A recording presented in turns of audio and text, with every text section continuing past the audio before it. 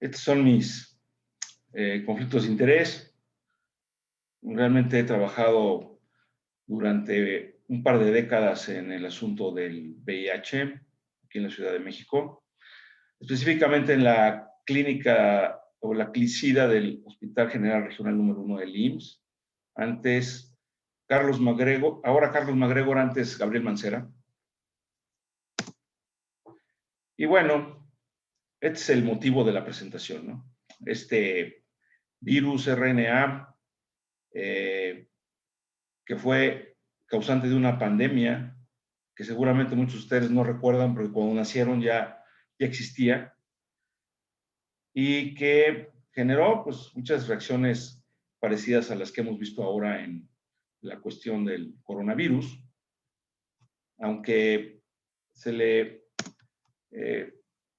entendió mal realmente al principio, pensando que era un problema generalizado, una infección que puede darle a cualquiera, y después fuimos aprendiendo que había más bien como grupos de riesgo, aunque realmente no hay que olvidar que la infección por VIH le puede dar a cualquiera, hombres, mujeres, niños, ancianos, jóvenes.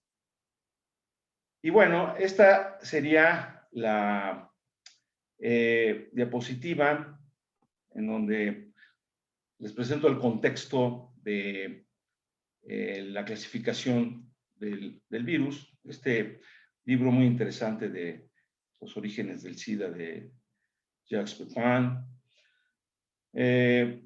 Hace esta tabla que es bastante interesante, en donde ven ustedes la clasificación del HIV-1, HIV-2. Básicamente el HIV-1, grupo M, es el que tiene que ver con la infección en los seres humanos, aunque hay otros grupos que ahorita verán en la siguiente diapositiva. Y específicamente el subtype B es el que manejamos acá en América, Latinoamérica. En África hay muchos subtype C, que tiene algunas características que tienen que ver especialmente con la cuestión de los proyectos que han hecho de vacunas al respecto, que no han funcionado, por cierto, pero es algo de lo que tiene que ver.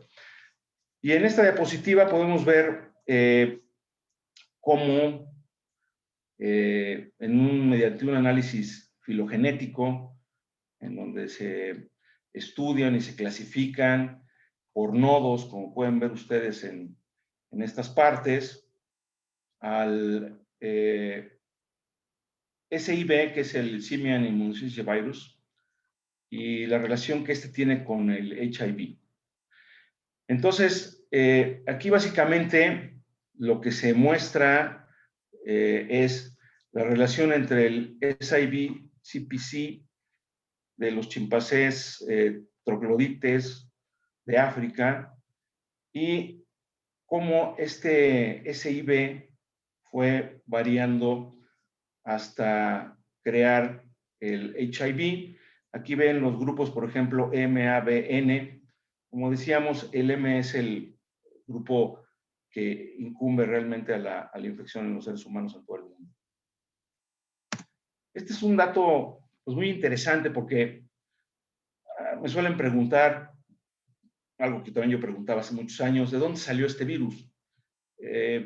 ¿Cómo fue que se creó esta pandemia? Si antes no existía, ¿por qué ahora sí?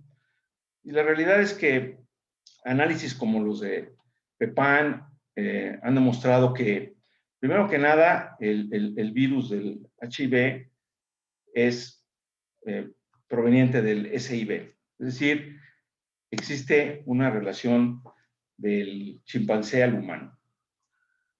Estos SIV son un grupo de retroviruses que infectan primates, básicamente, y son parte crucial de la historia porque los dos, HIV-1 y HIV-2, son virus simianos en su contexto original que se fueron diseminando en poblaciones humanas. Y esto tiene que ver con varias teorías, ¿no? Una de las que parece más viable es la del Cod Hunter. Esta es una teoría de que en África existen una serie de culturas endógenas que utilizan a los primates como fuente de alimentación. Y existe todo un contexto de cacería y todo lo que es la carnicería del primate para utilizarlo para la venta, para la sociedad, para la tribu. Y se teoriza que por ahí vino la infección, ¿no? Entre el manejo de la sangre de estos animales, de personas, y a través de cortadas o tal vez la ingestión, y por qué no decirlo, ¿no? Como han dicho muchos, ¿no? La zoofilia que pudo haber existido entre estos humanos y estos primates, crearon la transmisión entre las especies, ¿no? Sin embargo, el SIV se convirtió en VIH, pero no se diseminó demasiado. Realmente fue durante una buena cantidad de años una endemia africana.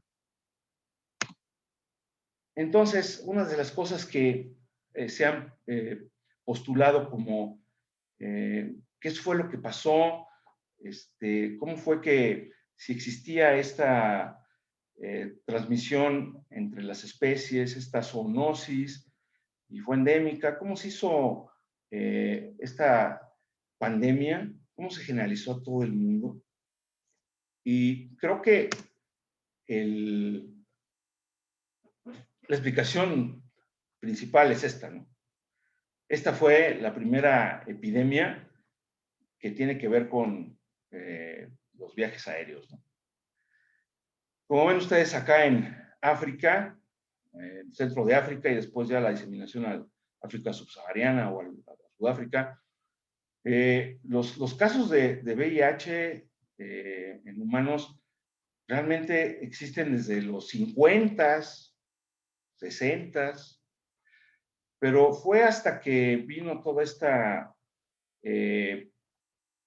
movimiento humano tan importante en los 80, por ejemplo, que se diseminó a todo el mundo, ¿no? Europa, América del Norte y Asia.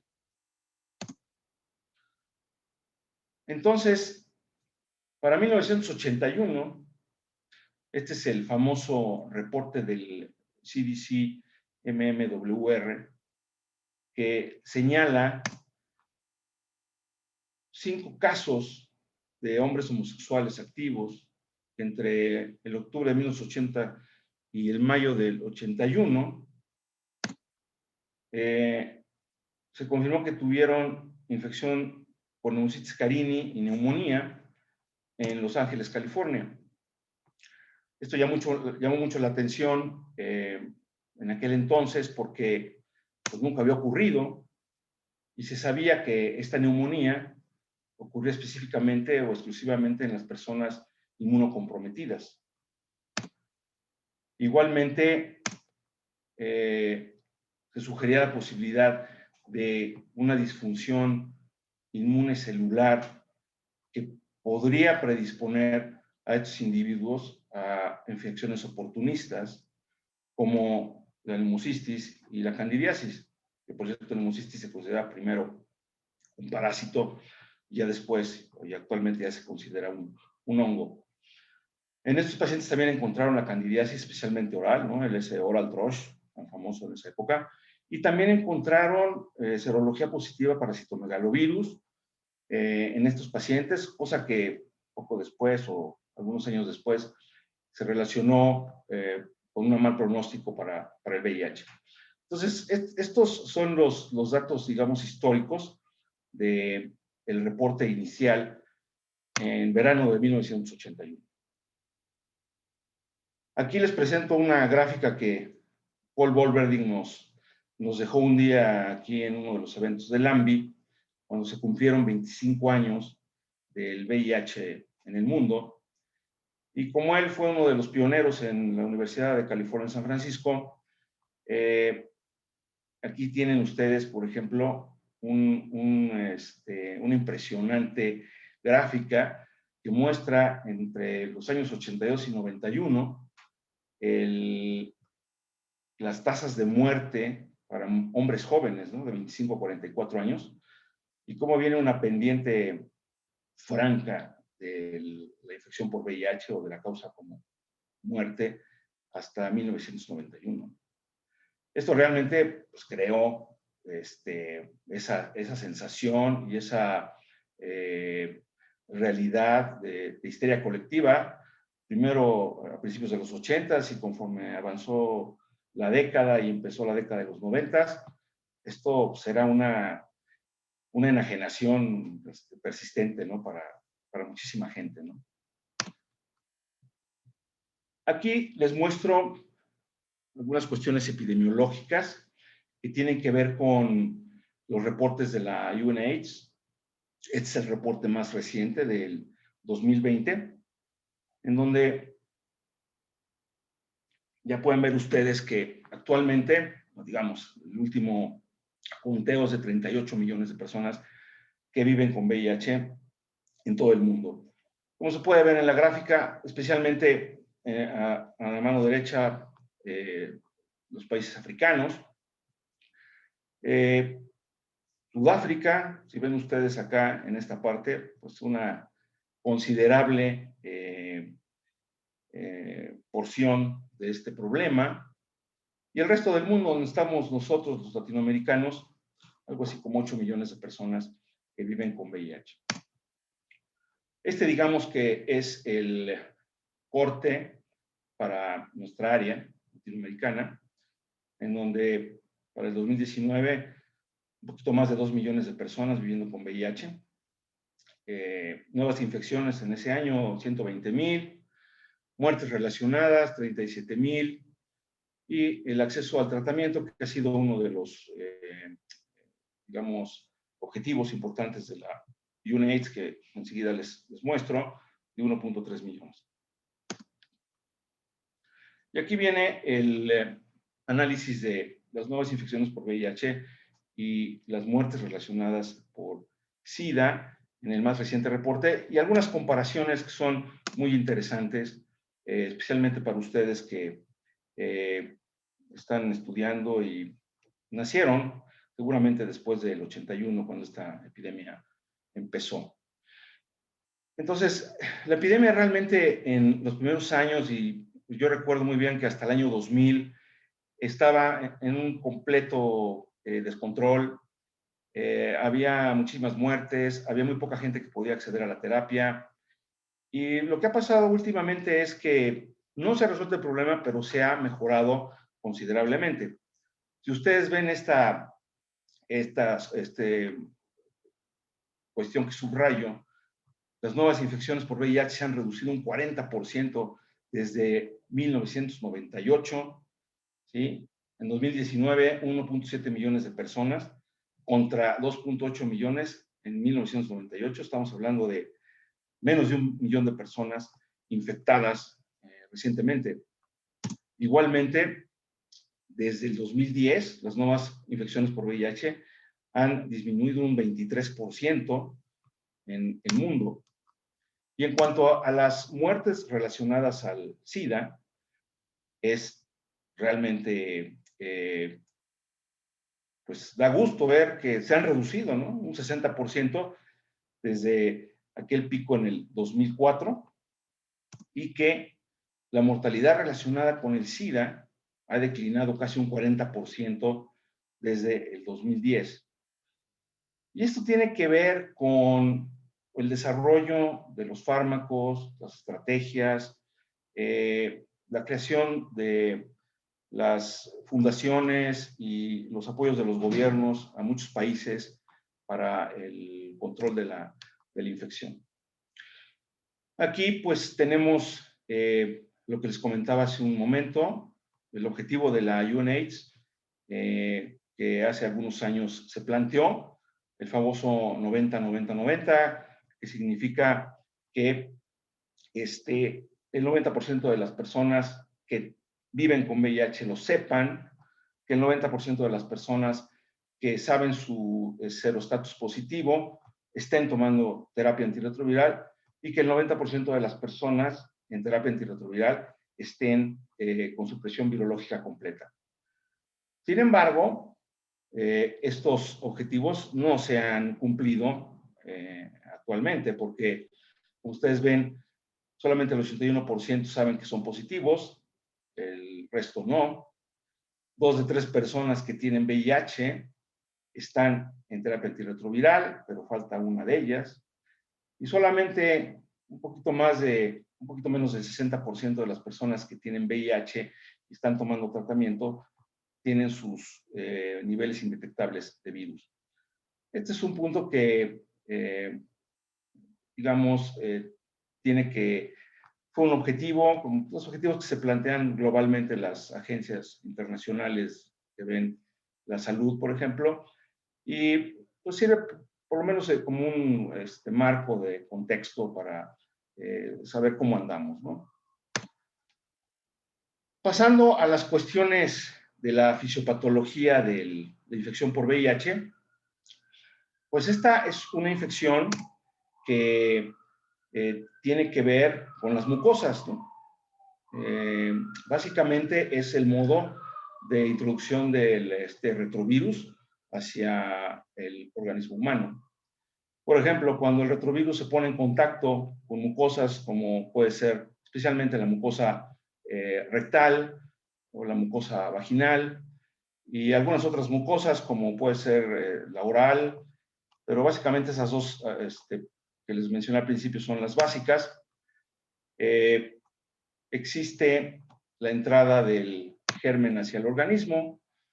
En los 2 primeros días lo que pasa es que viene la interacción entre este virus y el sistema inmune, especialmente a nivel de macrófagos y células dendríticas que lo captan y que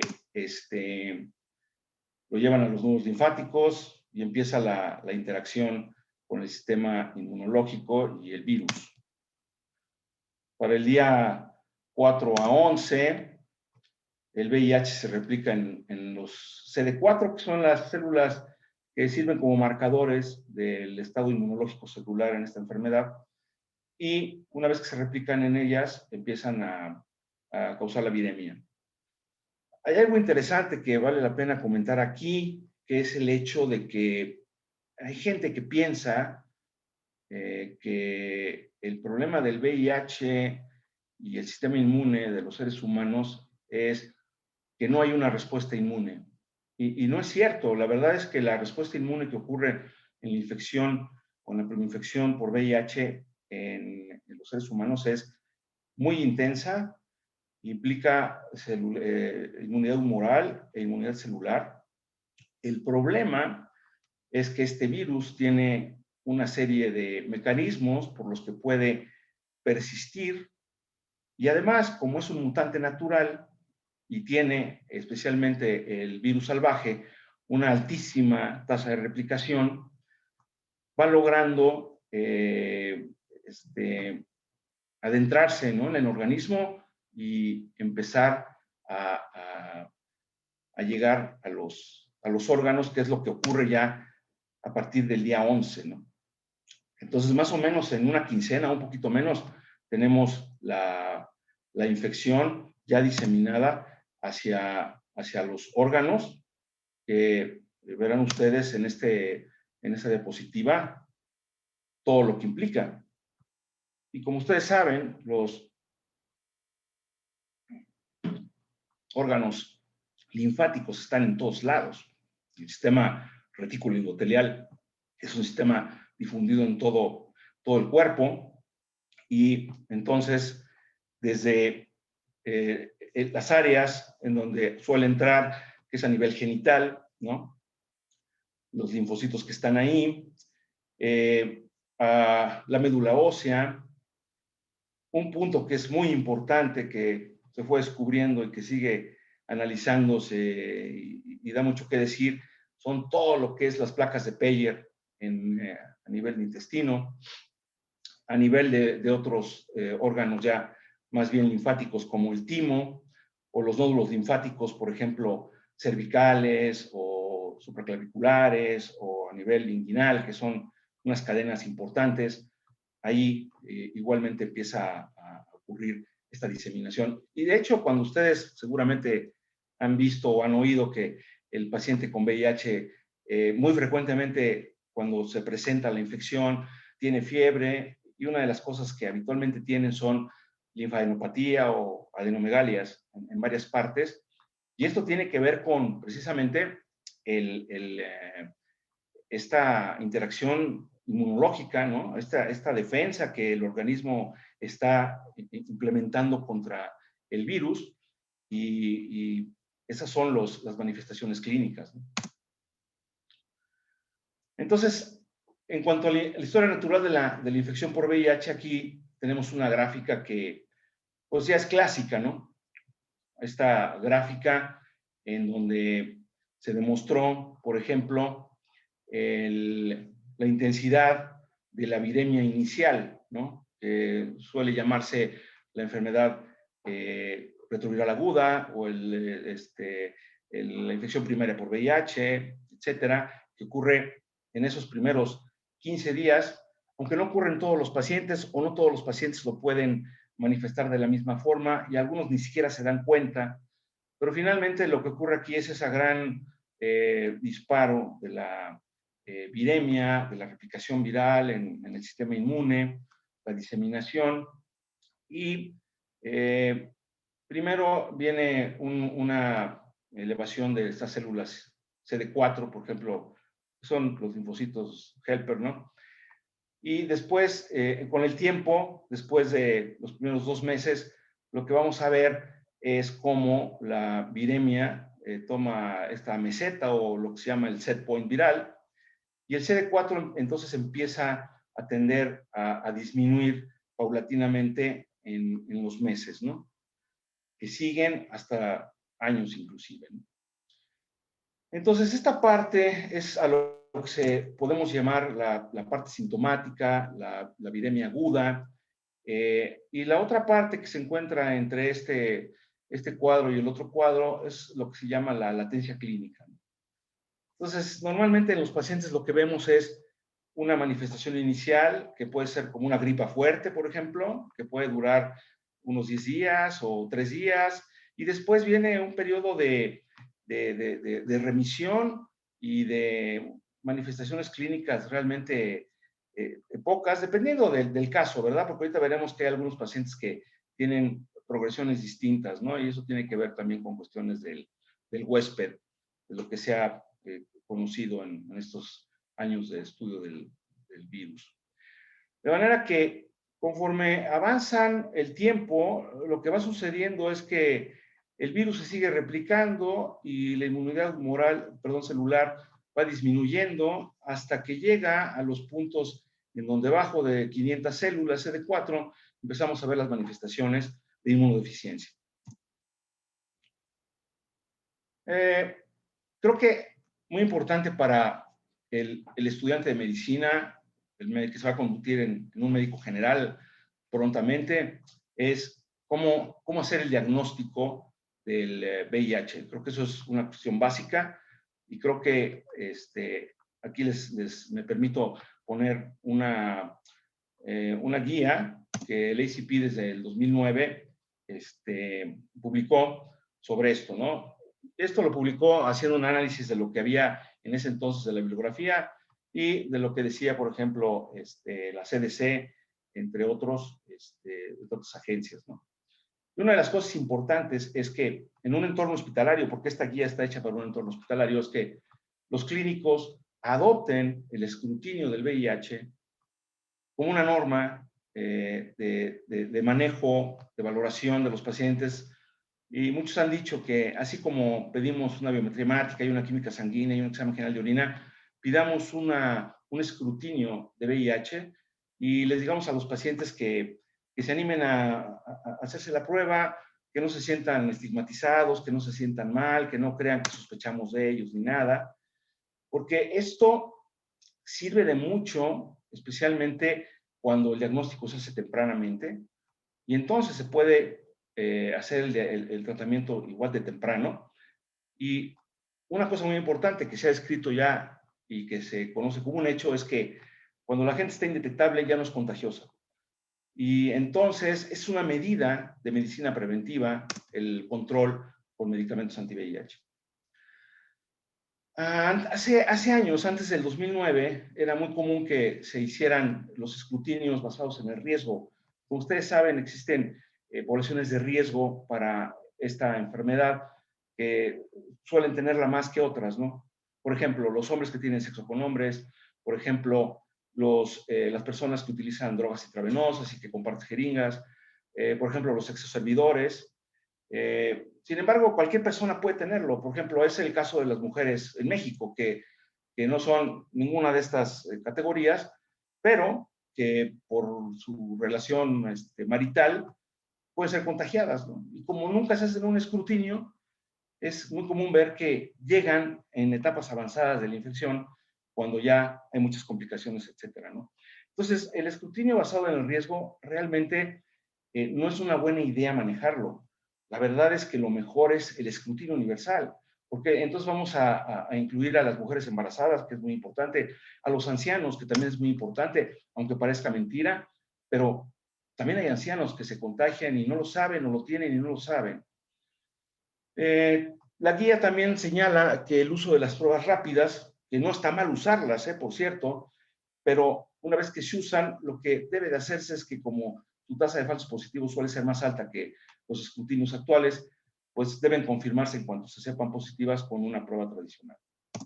Pero sirven para hacer escrutinio a población general.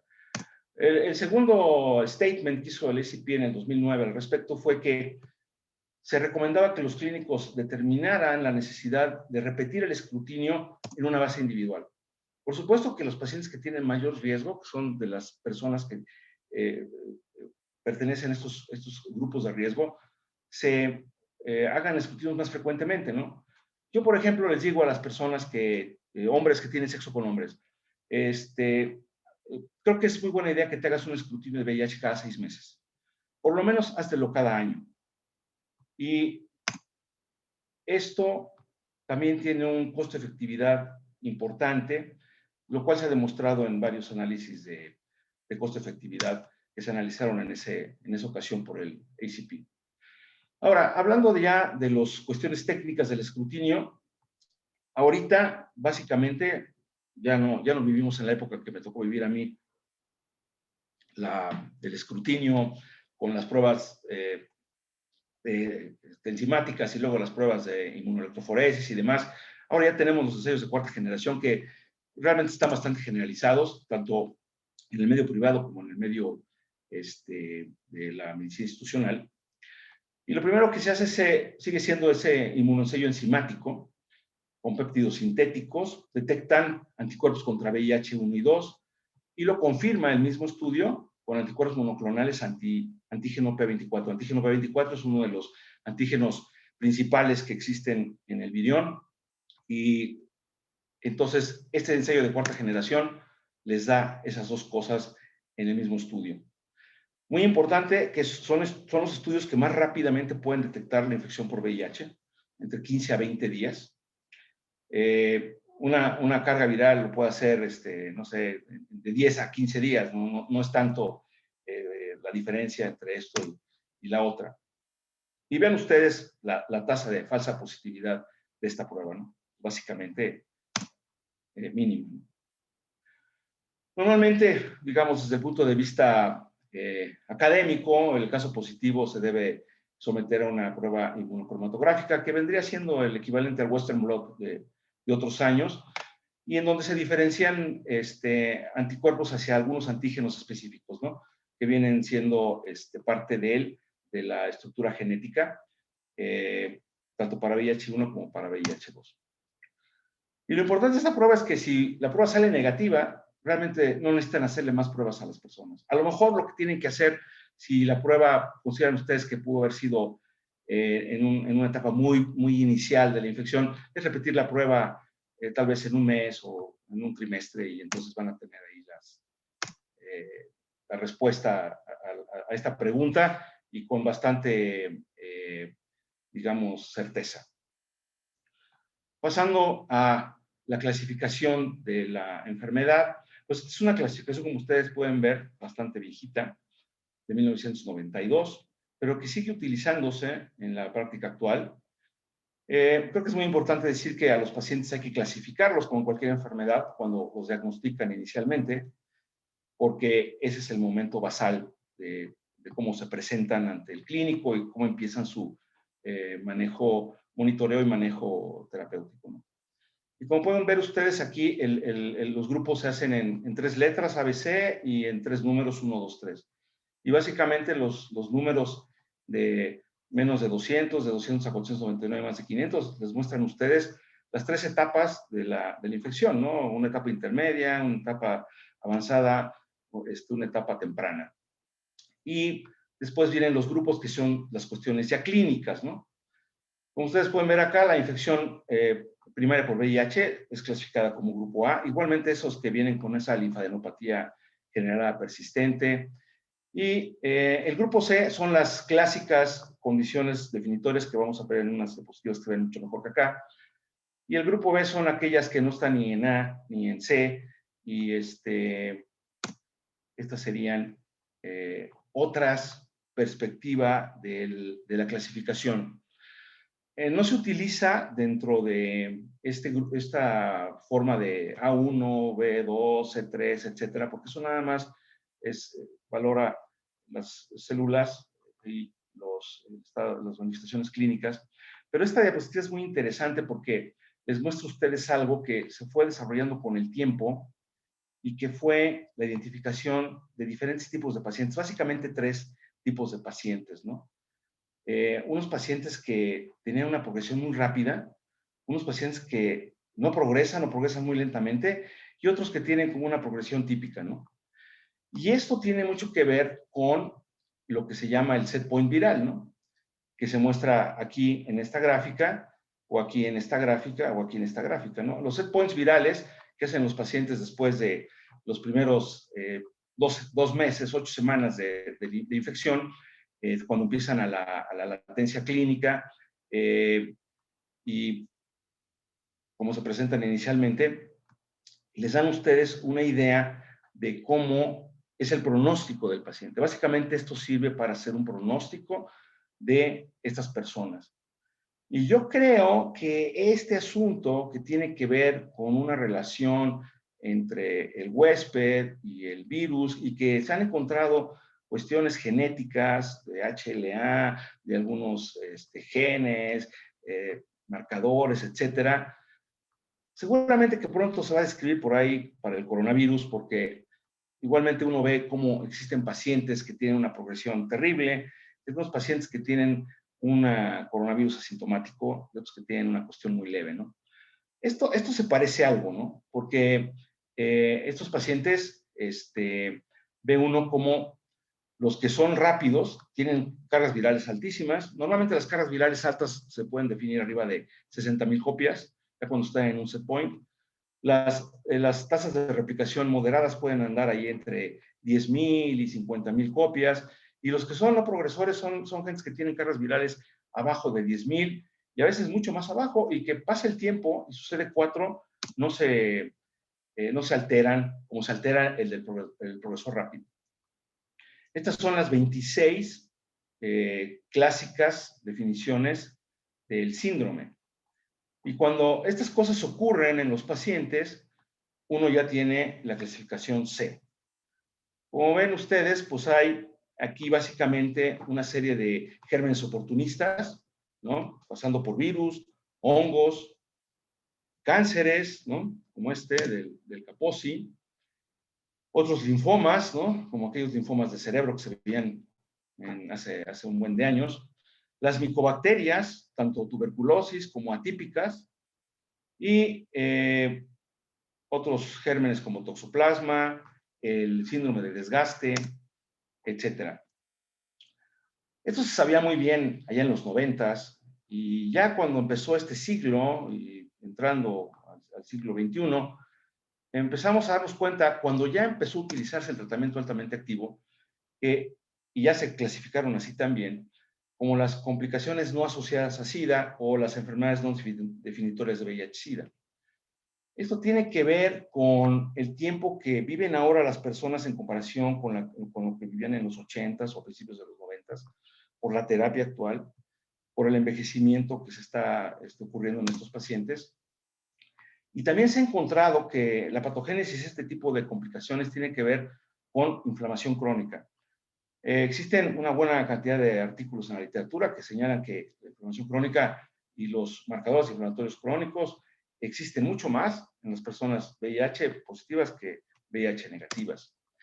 Y estos fenómenos inflamatorios han causado que veamos, y cada vez más últimamente, este tipo de alteraciones en los pacientes, ¿no? Problemas cardíacos, problemas renales, problemas de hígado, osteoporosis, problemas cognitivos, cánceres que no son los de la clásica linfoma primario cerebral, sino cánceres pulmonares, por ejemplo, que no veíamos antes, ¿no? Esta es una parte complicada del tema del VIH, pero creo que es muy importante darles a ustedes un panorama general. Este es el ciclo replicativo del virus. Aquí es donde empieza la infección a la célula, digamos que es un linfocito TCD4, todo lo que pasa dentro de la célula y el núcleo celular hasta que se crea los nuevos viriones que salen a la circulación y al resto de los órganos. Esto es importante porque el virus del VIH es un RNA virus y se llama un retrovirus porque lo que hace es que mediante la transcriptasa reversa crea un DNA, que es lo opuesto a cómo es el mecanismo celular humano, por ejemplo, que del DNA se crea el RNA. Y entonces, ya cuando crea el DNA viral, lo integra a la célula, al material genético celular, del núcleo celular de los seres humanos, y de ahí se genera ya el provirus, el RNA, que va a construir a base de las proteínas de la célula a los nuevos viriones que harán la replicación y la persistencia de este germen. Y es importante este esquema porque les muestro a ustedes los mecanismos y los tipos de drogas que se han desarrollado en estos más de 30 años, ¿no? Los inhibidores de transcriptasa reversa, los nucleósidos y los no nucleósidos que actúan en esta área. Los que siguieron fueron los inhibidores de proteasa, que tienen que ver con evitar que las proteasas dejen crear al virión. Y los que salieron hace no mucho y que han sido realmente algo muy, muy interesante en la terapia actual, los inhibidores de integrasa, que evitan la integración del DNA viral en el DNA celular y la formación de los provirus. Y otros que tienen algunos años de haberse descrito y que son de los últimos también que se han creado, son los inhibidores de la unión o de la fusión del virus. Y estos tienen algo interesante que es en el sentido de que, a diferencia de estas dos clases, no causan tanta toxicidad celular porque actúan fuera y por eso creo que han sido drogas más revolucionarias. En la terapia antirretroviral, los objetivos que tenemos son estos, ¿no? Clínicamente, evitar que los pacientes progresen, que aumente su mortalidad, que mejore su estado inmune. Eso tiene que ver mucho con el momento como los encontramos a los pacientes, digamos, qué tan alterado está el sistema inmune, qué tanto pueden restaurar su inmunidad y preservarla. La otra cosa muy importante es que, como ven ustedes en el anterior diagrama, evitar que el virus se replique y que ande por todos lados. Y finalmente, los que platiqué hace un rato, ¿no? La contagiosidad reducida, que es un asunto de salud pública, lo cual ha costado mucho trabajo, este punto final que dice mantenerlo en una óptima calidad de vida. ¿Por qué? Porque los fármacos que existieron al principio de la pandemia eran fármacos muy tóxicos.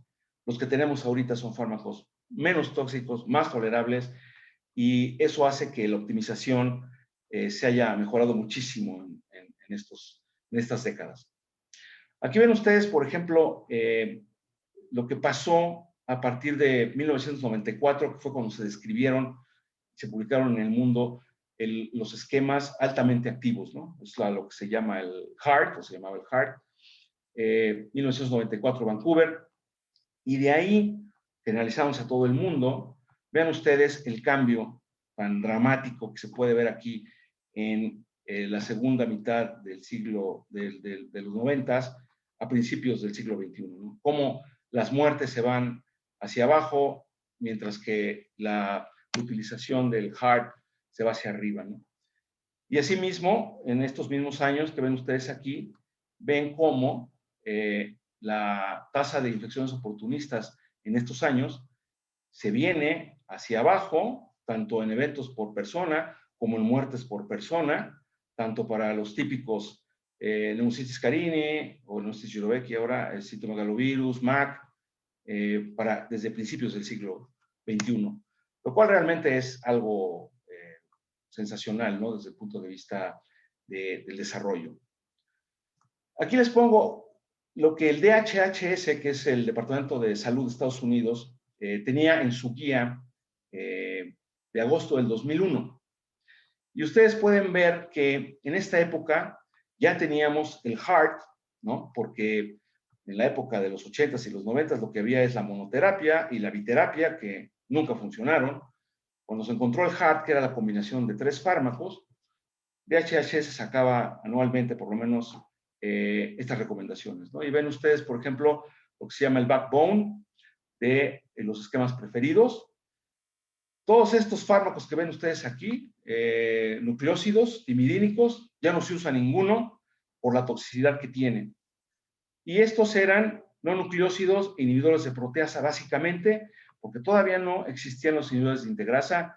Y vean ustedes cómo estas combinaciones eran las preferidas en Estados Unidos en 2001, cambian en una diapositiva que les enseñaré en un momento más. Y aquí lo que pueden ver es el desarrollo. Si ven esta columna de las fechas de aprobación, desde 1987 hasta el 2007, cómo se fueron aprobando todas las clases de fármacos, ¿no? Como yo les decía hace un momento, el primer fármaco que se aprobó fue la acidobudina, y después el primer no nucleósido fue la nevirapina, el primer inhibidor de proteasa fue el saquinavir. En esta época, 96, 95, es cuando ya se hacen las combinaciones entre estos nucleósidos y estos otros, y se crea el HART inicial. Después ya vienen estos nuevos, que son los inhibidores de la entrada, de la fusión. Un antagonista de CCR5, muy interesante que se usa actualmente. Y estos que vinieron realmente a revolucionar la terapia actual. Son los inhibidores de integrasa a partir del 2007 con el raltegravir. Y ven ustedes entonces lo que pasa para el 2018, que es esta diapositiva de las recomendaciones de la DHHS. Si ustedes ven el backbone preferido de esa época, pues no tiene que ver nada con el backbone de los timidínicos, porque aquí ya teníamos al tenofovir y al tenofovir mejorado, y básicamente a la amibudina y el FTC, que son muy parecidos, que han resultado ahorita ser la base de los nucleósidos, combinados, ven ustedes, únicamente con inhibidores de integrasa. El primero que salió que fue el raltegravir, y los de nueva generación, que es el dolutegravir y el bictegravir. Y alternativamente ya ven ustedes otras cosas que usábamos antes, por ejemplo, efavirenz, atazanavir y ese tipo de fármacos más viejos, ¿no? En esta gráfica pueden ver ustedes lo que se ha aprobado desde el 2018, y aquí pues tenemos dos componentes o dos representantes de los inhibidores de la fusión y de la integración, ¿no? Que son el ibalizumab, que es un anticuerpo monoclonal, el fostemsavir, que es un inhibidor del GP120, de la unión al GP120, la doravirina, que es el último mononucleósido. Son los últimos fármacos que tenemos. Realmente estos fármacos ya se utilizan más que nada para manejo de pacientes multiresistentes. Y esta gráfica es muy interesante, ¿no? Una gráfica que presentó Sharon Walmsley de Toronto, ahí en el 2017, cuando en México se lanzaban los primeros inhibidores de integrasa. El cambio en el espectro del cuidado del VIH desde 1996 hasta el 2010, ¿no? En la época pre-HAART, en donde utilizábamos la monoterapia con sidobudina o la biterapia con sidobudina, lidanosina, sidobudina, lamivudina, y teníamos muchísimas infecciones oportunistas, cánceres relacionados con SIDA, toxicidad por los medicamentos muy importante, intolerancia de los pacientes. El HAART temprano, que empezó pues, en el segundo lustro de los 90s, en el cual todavía utilizamos esos fármacos combinados con los nuevos no nucleócidos y los nuevos inhibidores de proteasa, y muchas también toxicidades que tenían que ver, por ejemplo, con el metabolismo, ¿no? La hipodistrofia, la diabetes, los problemas cardiovasculares que tienen que ver con esos medicamentos. Y últimamente, aunque ya tenemos fármacos nuevos y todo, pues lo que vemos ahorita es que tenemos muchos pacientes añosos que han ido envejeciendo de los 80s y 90s, los que han sobrevivido, y ahora vemos ya esa multimorbilidad del anciano, la fragilidad y la polifarmacia, entre otras cosas. No quería dejar de pasar este punto porque me parece también muy importante para un estudiante de medicina, que es la cuestión de las inmunizaciones en personas con VIH. Yo he oído a muchos médicos, no muchos, pero sí algunos que piensan que inmunizar a una persona con VIH es algo inútil o no tiene ningún caso, porque como son inmunodeficientes, tal vez no tenga ningún sentido.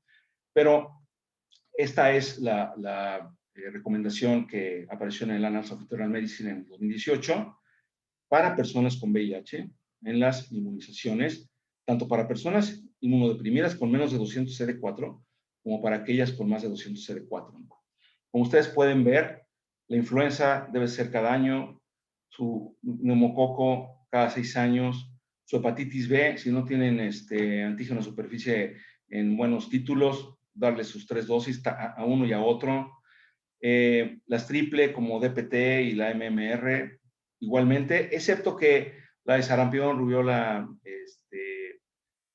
no debe de utilizarse en personas con menos de 200 CD4. Igualmente la de varicela, que realmente en México no ve uno mucho. Y lo de la papilomavirus, antes se decía que solamente para las mujeres, pero ahora ya se acepta que también los hombres puedan ser inmunizados con 3 dosis hasta los 26 años.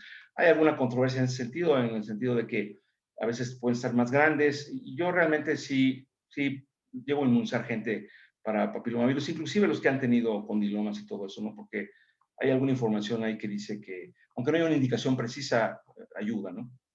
Entonces, aquí puedo decir yo una cosa que es muy importante, que es el paciente con VIH que está inmunodeprimido, que no tuvo una recuperación inmune adecuada, que nunca subió de 200 CD4, va a tener menos utilidad en las vacunas, pero de todas maneras va a tener algo. Y el que tiene una inmunidad plena, es decir, celularmente tiene más de 500 CD4, va a tener una respuesta a las vacunas igual que una persona VIH negativa. Entonces, eso es muy importante comentar. Y bueno, para terminar, esto lo dijo David Cooper, un gran profesor australiano de Sydney. La historia del VIH es un milagro médico moderno. De la desesperación, la tragedia, nos hemos ido a una era de una enfermedad tratable que se ha vuelto crónica en solamente 30 años. Eso lo dijo por ahí del 2017, cuando se cumplieron 30 años justamente de la indicación de la FDA para el uso de la sidobudina en esos pacientes. Y realmente creo que esto es un punto muy interesante y muy significativo, especialmente para ustedes. El VIH ha sido la mayor motivo, el mayor ejemplo de progreso médico en la civilización humana. Eso se dice fácil, pero es algo realmente increíble. Y por eso creo que es muy interesante haber andado más de 20 años en el asunto del VIH. Así que bueno, aquí tengo el caso clínico tal vez aquí es donde podemos hacer lo de la interacción, no sé, en algunas, ¿cómo se llama?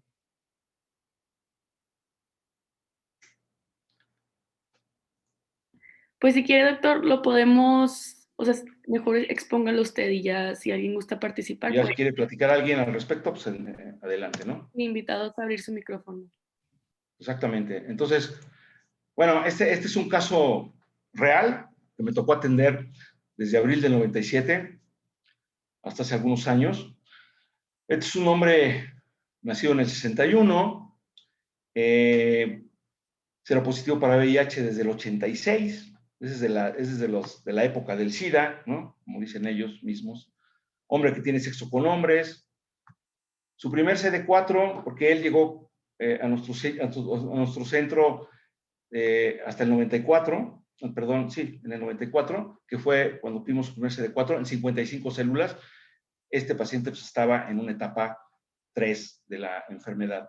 Y como debutó con sarcoma de Kaposi, como se recuerdan ustedes tal vez en las diapositivas previas, es una condición definitoria. Entonces, es un caso de el síndrome en etapa C3. También tuvo retinitis por citomegalovirus, colitis neutropénica, problemas urológicos, problemas de dislipidemia. Y vean ustedes toda la colección de antecedentes clínicos de este paciente en el transcurso de los años. Lipodistrofia, se infectó por hepatitis B en el 2005, tuvo otras definitorias de VIH-Sida, criptosporidiasis, candidiasis esofágica, tuvo neumonía mixta, bacteriana, neumocistis, problemas trombóticos, blastocistosis, ascaridiasis. También tuvo problemas de pielonefritis crónica. Este es un punto importante que señalar para el resto de la presentación del caso.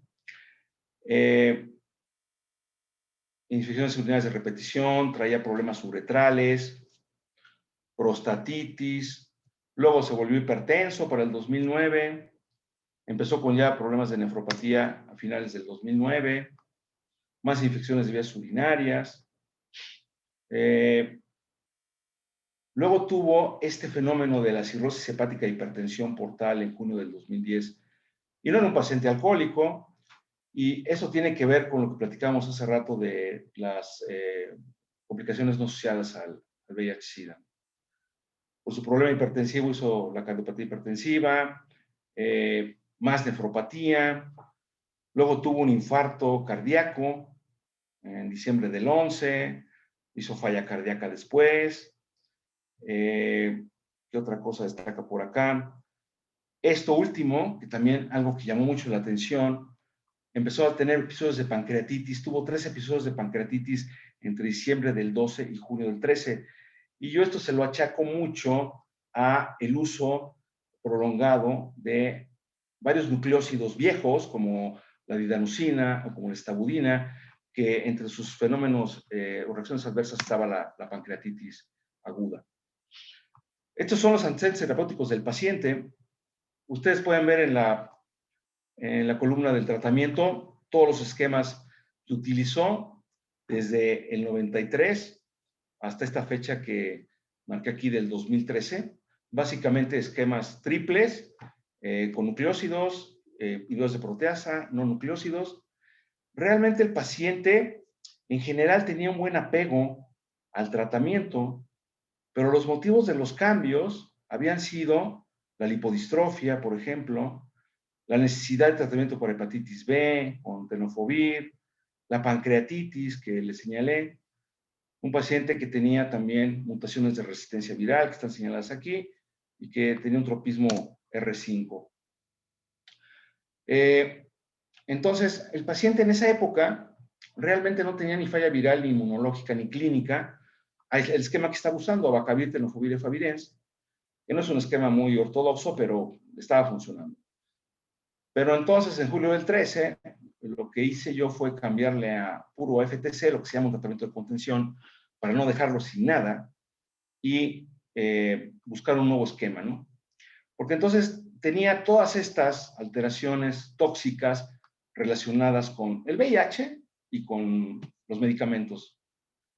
Para agosto del 2013 ya le hicimos un esquema ya moderno, en donde tenemos el último mononucleósido, bueno, el penúltimo, que es la etravirina, el Maraviroc, que es el inhibidor de CCR5, y el Raltegravir, que fue el primero inhibidor de integrasa, ¿no? Un esquema triple que ya no tenía nucleósidos para evitar los problemas del paciente en cuanto a la toxicidad que había tenido. Realmente del 2013 al 2016 el paciente responde bastante bien, con cargas virales prácticamente indetectables, y con CD4 que especialmente al principio estaban en valores normales, y después ya en estos últimos un poquito más bajos, pero de todas maneras arriba de 350, ¿no? Para finales del 2016 el paciente pues hospitaliza porque le da una neumonía y estaba desarrollando problemas hematológicos también, le dio un síndrome mielodisplásico, vimos que su aemia había empeorado, su dislipidemia también, y ya pues los datos del mielodisplásico, ¿no? Finalmente, ya hospitalizado, pues hizo la falla orgánica múltiple y se muere, ¿no? Y bueno, pues este es el caso del paciente que, ¿cómo se llama? Les presento como un ejemplo de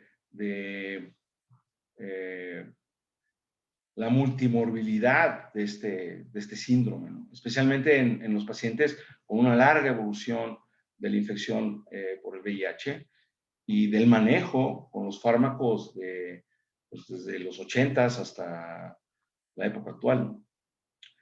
Y de esta forma, pues, termino mi, mi sesión y creo que estoy en tiempo para alguna que otra preguntita. Sí, doctor, le dejaron algunas preguntas en el chat. Dice Joel que cuál es su predicción sobre la futura evolución del estudio Mosaico para el desarrollo de la vacuna para prevenir VIH. Bueno, pues de lo que yo sé, me parece que ya lo interrumpieron.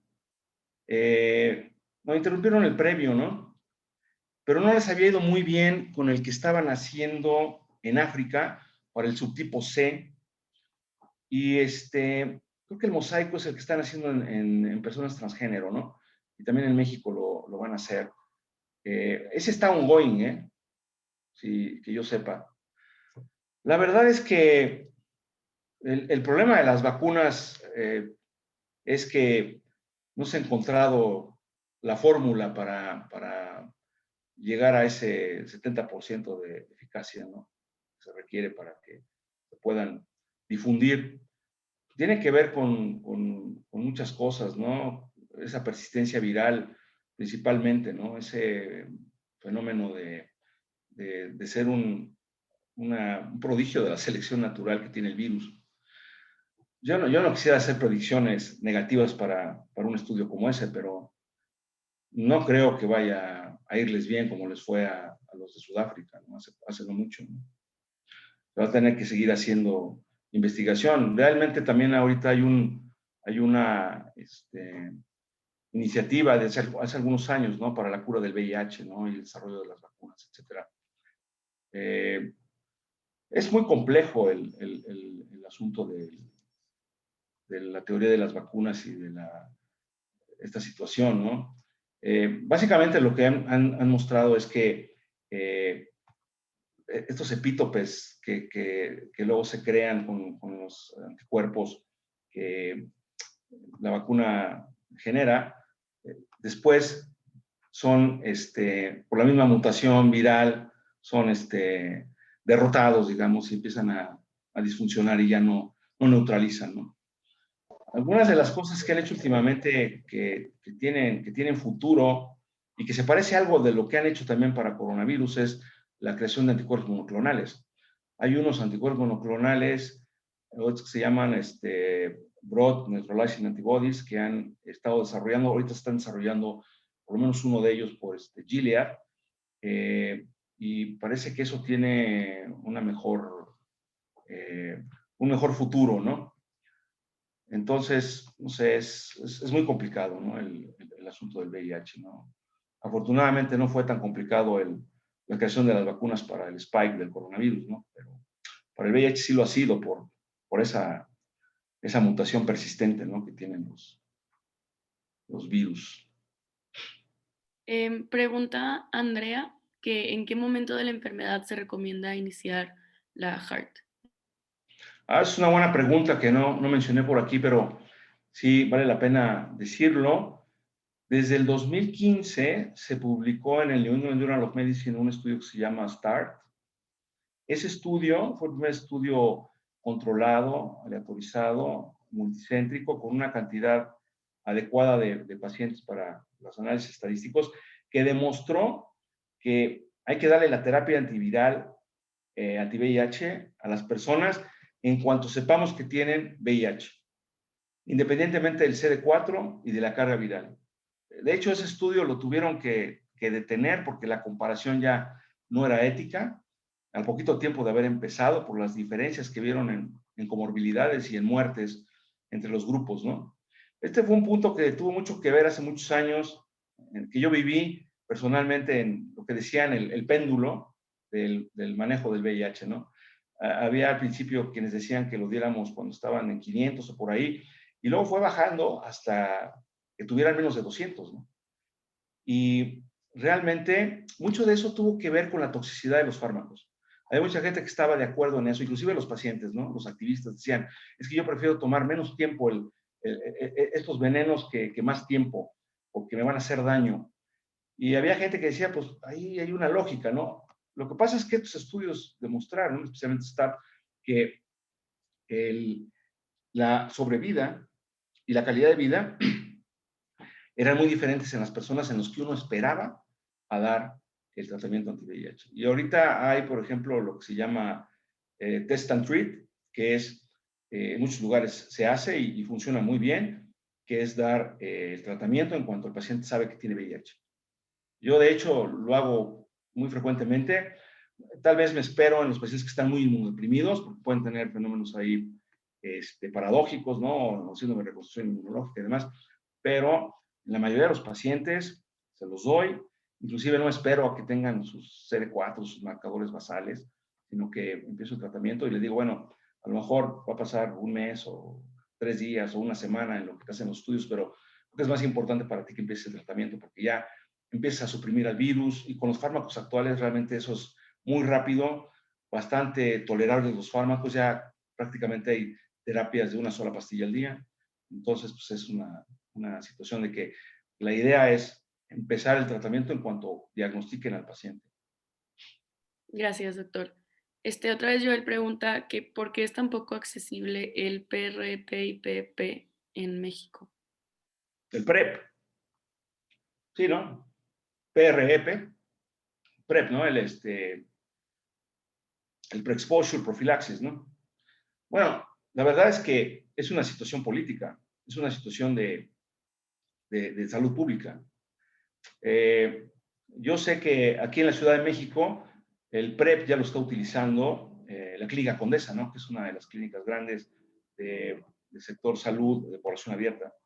Pero en el Seguro Social, donde yo trabajo, apenas están implementando el programa del PrEP. Yo creo que ese es el problema en México, porque realmente en Londres, en París, en San Francisco, hay publicaciones ya de que las personas donde se usa PrEP,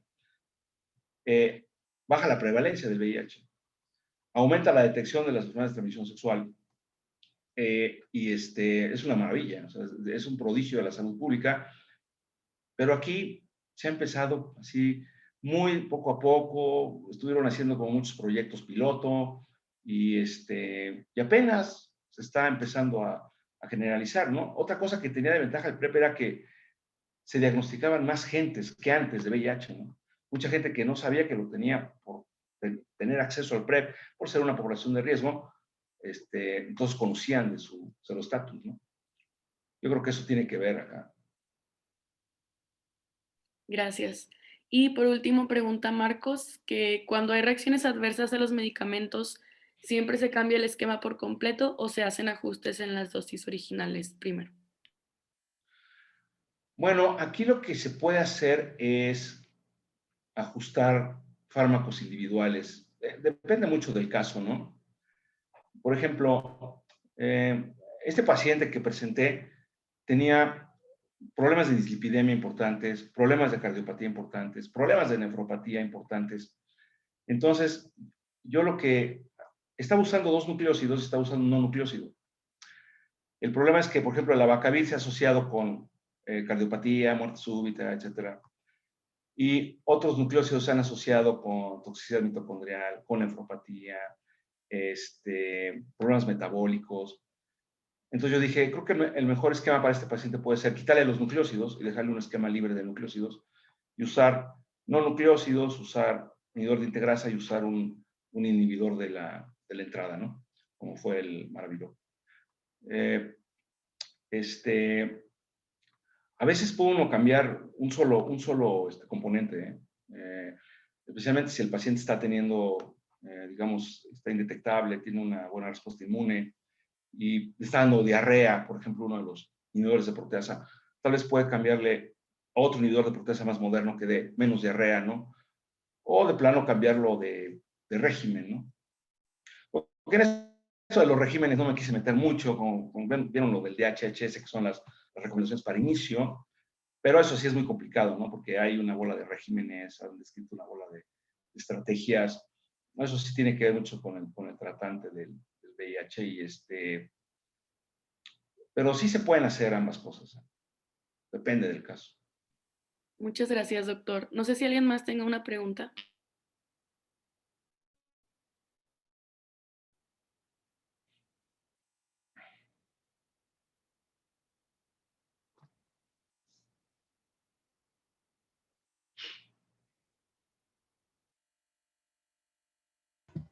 Bueno, si ya nadie más tiene ninguna pregunta, doctor, le hacemos entrega virtual de un certificado de agradecimiento por su participación. Después se lo enviamos por correo. Muy amable. Y no sé, Jimé, si quieres agregar algo. No, que pues estamos muy agradecidos de que nos haya dado un poquito de tanto conocimiento que ha adquirido y trabajado mucho durante toda su carrera y que pues se tome el tiempo de estar aquí con nosotros. Muchas gracias a todos por venir, por estar aquí y pues nada más. Fue un gusto tenerlo. Muchísimas gracias. No, es un gusto para mí, encantado de participar en estas labores de educación médica continua y espero que mi enfoque les haya parecido interesante. Sí, muchísimas gracias. Hay que- Buenas noches a todos y pues ojalá lo sigamos viendo en las próximas sesiones. Con mucho gusto, sus órdenes. Muchas gracias, doctor. Gracias. Muchas Hay gracias. que- Suerte. Bye, gracias. Bye bye. Muchas gracias, doctor. Vaya que, mucho gusto.